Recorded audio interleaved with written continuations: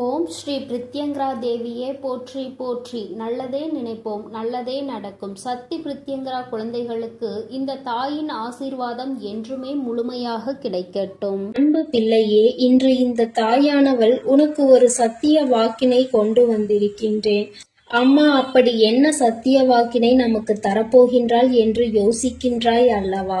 என் பிள்ளையே, உன்னுடைய வாழ்க்கையில் உன்னை சூழ்ந்து கொண்டிருக்கின்ற ஒரு போலியான உறவு உன்னை விட்டு விலகி ஒரு உண்மையான உறவு உன் வாழ்க்கையில் வரப்போகின்றது. போலியான உறவுக்கும் உண்மையான உறவுக்கும் வித்தியாசம் தெரியாமல் தவித்து கொண்டிருந்த என்னுடைய பிள்ளை, சில நாட்களாக நீ இந்த வாழ்க்கையில் அனுபவித்து கொண்டிருக்கின்ற பிரச்சனைகளினால் யார் யார் நம் வாழ்க்கையில் என்ன விஷயங்களை நடத்துகிறார்கள் என்பதை சரியாக புரிந்து கொள்ள தொடங்கிவிட்டாய். எல்லோரை பற்றிய எண்ணங்களும் போலியானது என்பதை உணரத் தொடங்கிவிட்டாய்.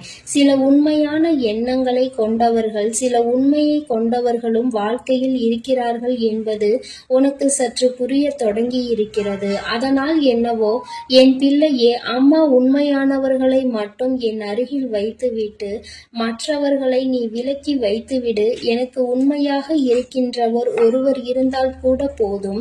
பொய்யாக நடிக்கின்றவர்கள் 10 பேர் சுற்றி வருகிறார்கள் என்றால் கூட அது எனக்கு வேண்டாம் என்று என் பிள்ளை, இது போன்று நீ வேதனைப்படுகின்ற நேரத்தில் உன் தாயானவள் உனக்கு இந்த நல்ல விஷயத்தை சொல்வதற்காக வந்திருக்கின்றேன்.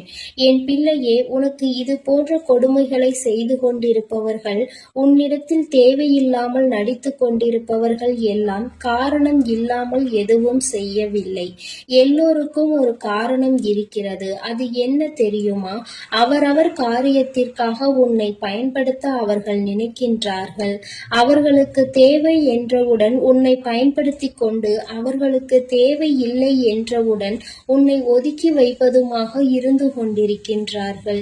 இப்படி அவர்கள் தன்னுடைய சுயநலத்திற்காக தான் உன்னை பயன்படுத்துகிறார்கள் என்பது உனக்கு தெரிய வரும் பொழுது இந்த வாழ்க்கையில் பாதி தூரத்தை நீ கடந்து வந்து விட்டாய். என் தங்கமே, இப்படி ஒவ்வொரு நாளும் இந்த வாழ்க்கையில் நீ கடந்து வருகின்ற பாதைகள் எல்லாமே இது போன்ற போலிகளை தாண்டி வரும் பொழுது உன்னுடைய மனது படுகின்ற பாடு என்னவென்பதை உன் தாயானவள் நான் நன்கு அறிவேன். என் பிள்ளையே, எத்தனைதான் விஷயங்களை நீ உன்னுடைய மன தைரியத்தை இழக்காமல் இருந்தாலும் இது போன்ற உடன் இருந்து கொண்டு நல்லவர்களைப் போல பேசிவிட்டு அதன் பிறகு தன்னை வாழ்க்கையில் கெட்டவர்களாக சித்தரிப்பவர்கள் ஏராளம். அவர்கள் நினைக்கிறார்கள், நாம் என்ன வேண்டுமானாலும் இவர்கள் வாழ்க்கையில் செய்துவிடலாம், இவர்கள் நம்மை ஏற்றுக்கொள்வார்கள் என்று. தன்னை கெட்டவன் என்று எப்பொழுது வெளியில் தெரிகின்றதோ அப்பொழுது அவர்கள் ஆடுகின்ற நாடகம் அப்படியே வெளியில் வந்துவிடும். தான் இப்படி செய்யவில்லை என்று மற்றவர்களை நம்ப வைத்தும் விடுகிறார்கள். உனக்கு மட்டும்தான் தெரியும் இவர்கள் நடந்து கொண்ட விதம் என்ன, இவர்கள் செய்த பிரச்சனைகள் என்னவென்று.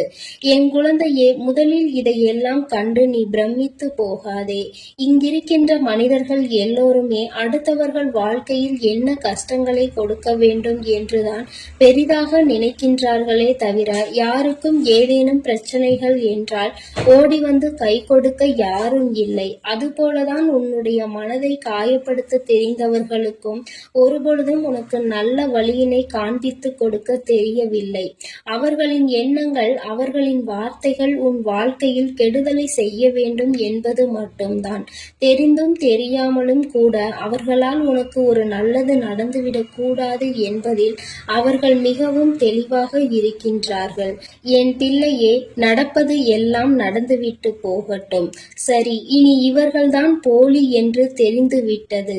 இனிமேல் இவர்களை பற்றி என்ன பேச்சு என்றுதானே என் பிள்ளை கேட்கின்றாய்? நீ சொல்வது 100க்கு 100 சரி. இனி இவர்கள் உன் வாழ்க்கையில் நிச்சயமாக இருக்க மாட்டார்கள். ஆனால் இனி இவர்கள் உன்னை விட்டு செல்வதனால் உனக்கல்ல, அவர்களுக்கு தான் இத்தனை நாளும் உன்னை ஒரு கேடயமாக பயன்படுத்தி கொண்டு இனி நீ இல்லாமல் தனிமையாக வாழும் பொழுதுதானே புரிந்து கொள்வார்கள் எந்த அளவிற்கு நீ அவர்களுக்கு பயன்பட்டாய் என்பதை. அந்த நேரத்திலாவது அவர்கள் புரிந்து கொள்ளட்டும். உன் வாழ்க்கையில் நீ அவர்களுக்கு நல்லதை மட்டுமே செய்து கொண்டிருக்கிறாய் என்று. அவர்கள் வாழ்க்கையில் இன்னமும் ஏதோ மிச்சம் இருக்கிறது என்று அப்பொழுதாவது அவர்களுக்கு அது புரியட்டும். இன்னமும் உதவி என்றால் அவர்கள் உன்னிடத்தில்தான் வந்து நிற்பார்கள். ஒருபொழுதும் அவர்கள் உனக்கு செய்த தவறை மன்னித்து அவர்கள் உன்னிடத்தில் நன்றியோடு இருக்க விரும்பவில்லை என்றால், என் குழந்தையே, இனி அவர்கள் வாழ்க்கையே கேள்விக்குறியாக நிற்கும் என்பதில் எந்த ஒரு மாற்று கருத்தும் கிடையாது. என் பிள்ளையே, உன்னுடைய மனதில் இருக்கின்ற எண்ணத்தை நான் சொல்லட்டுமா? அம்மா, யாருமே இந்த வாழ்க்கையில் எனக்கு வேண்டாம், நான் தனிமையாகவே இருந்து விடுகிறேன். ஒவ்வொருவரும் இப்பொழுதெல்லாம் என்னிடம் நடிக்கும் பொழுது மனது மிகவும் வேதனை கொள்கிறது. உண்மையான அன்பினை யார் கொடுக்கிறார்கள், பொய்யான அன்பினை யார் கொடுக்கிறார்கள் என்று தெரியவில்லை. என்னுடைய கஷ்டங்களை பெரிதாக பகிர்ந்து கொள்ளாவிட்டாலும் என்னுடைய சந்தோஷத்தையாவது அவர்கள் பகிர்ந்து கொள்ளட்டும். மனதிற்குள் எந்தவிதமான தீய எண்ணங்களும் இல்லாமல், பொய் என்று இல்லாமல் அவர்கள் உண்மையை மட்டுமே என்னிடத்தில் பேசினால் போதும். பொன் வேண்டாம், பொருள் வேண்டாம், எதுவுமே எனக்கு வேண்டாம். எனக்கு தேவை என்னுடைய வாழ்க்கையில் ஒரு உண்மையான உறவு, ஒரு நேர்மையான உறவு. இந்த உறவோடு பேசினால் நம்முடைய மனது நிம்மதியடையும் என்கின்ற எண்ணம் வர வேண்டும். அவ்வளவுதான். அதற்கு மேல் நான் எதையுமே இந்த வாழ்க்கையில் கேட்கவில்லை என்று என் பிள்ளை நீ சொல்கின்றாய் அல்லவா? என் தங்கமே, இது போன்று இந்த வாழ்க்கையில் நடக்கின்ற ஒவ்வொரு விதமான சூழ்நிலைகளையும் நீ கடந்து வரும்பொழுது எல்லாம் உனக்கு ஒன்று மட்டும் தெளிவாக புரிந்திருக்கும். அது என்ன தெரியுமா? எல்லோருமே ஏதோ ஒரு வகையில் மற்றவர்களிடத்தில் எதிரிகளை வைத்திருப்பார்கள். அவர்களுக்கு ஒரு தேவை என்றால், அவர்களுக்கான உதவி பூர்த்தியாக வேண்டும் என்றால் அடுத்தவர்களிடம் பிரச்சனைக்கு வழிவகுத்து நிற்கின்றார்கள். இதுதான் இயல்பாக மாறிவிட்டது. என் பிள்ளையே, உன்னுடைய வாழ்க்கையில் உனக்கு ஒரு உண்மையான ஒரு உறவை தருகிறேன். ஆனால் நீ செய்ய வேண்டிய விஷயம் என்ன தெரியுமா? அவர்களிடத்தில் நீ எப்பொழுதும் உண்மையாக இருக்க பழகு. மற்றவர்களிடத்தில் உண்மையை எதிர்பார்க்கின்ற நீயும் அவர்களுக்கு அந்த உண்மையை கொடுக்க வேண்டும் என்பதை மறந்து விடாதே. யாரிடத்திலும் எந்த விதமான சூழ்நிலைகளிலும் மற்றவர்கள் மாதிரி மோசமாக நீ உன்னுடைய முகத்தை காட்ட விரும்பாதே. என் பிள்ளையே, தெளிவு என்பது இங்குதான் உனக்கு இருக்க வேண்டும். அடுத்தவர்களை குறை சொல்வதற்கு முன்பாக, அடுத்தவர்கள் வாழ்க்கையில் நடக்கின்ற விஷயங்களை பற்றி பேசுவதற்கு முன்பாக, நம்முடைய வாழ்க்கையில் என்ன நடந்து கொண்டிருக்கிறது, நாம் எப்படி நடந்து கொள்கின்றோம் என்பதை பற்றி நீ சற்று சிந்தித்து பார்க்க வேண்டும். அதை நீ சிந்தித்து பார்த்தாலே உனக்கு யார் யார் தவறு செய்கிறார்கள், யார் தவறு செய்யவில்லை என்பதை உணர்ந்து கொள்ள முடியும். அதே போல இன்னொருவரின் பேச்சை கேட்டு ஒருவரை எப்பொழுதுமே சந்தேகிக்க கூடாது. உண்மை என்னவென்பதை புரிந்து கொள்ள நீ முயற்சி செய்ய வேண்டும் என்றுதான் உன் அம்மா உன்னிடத்தில் சொல்கின்றேன். என் பிள்ளையே, இந்த தாயானவள் உனக்கு இன்று கொண்டு வந்திருக்கின்ற இந்த வாக்கில் நீ தெளிவு பெற வேண்டிய விஷயம் ஒன்றே ஒன்று மட்டும்தான் இருக்கிறது. அது என்ன தெரியுமா? நீ எப்பொழுதெல்லாம் இந்த வாழ்க்கையில் மற்றவர்களிடத்தில் நேர்மையை எதிர்பார்க்கின்றாயோ, அதற்கு ஒரு நொடி முன்பாக உன்னிடத்தில் அது இருக்கிறதா என்பதை நீ சோதித்துக்கொள். அடுத்தவர்களை குறை சொல்வதற்கு முன்பாக உன்னிடத்தில் ஏதேனும் குறை இருக்கிறதா என்று ஒரு நொடி சிந்தித்து பார். இப்படி எல்லாவற்றிற்கும் மேலாக இந்த வாழ்க்கையில் உனக்கு நடப்பது எல்லாம் சரியாக தான் நடக்கப் போகிறது என்பதை நீ புரிந்து கொண்டு அதற்கு ஏற்றாற் போல நல்லபடியாக நீயும் உன்னுடைய வாழ்க்கையை வாழ வேண்டும்.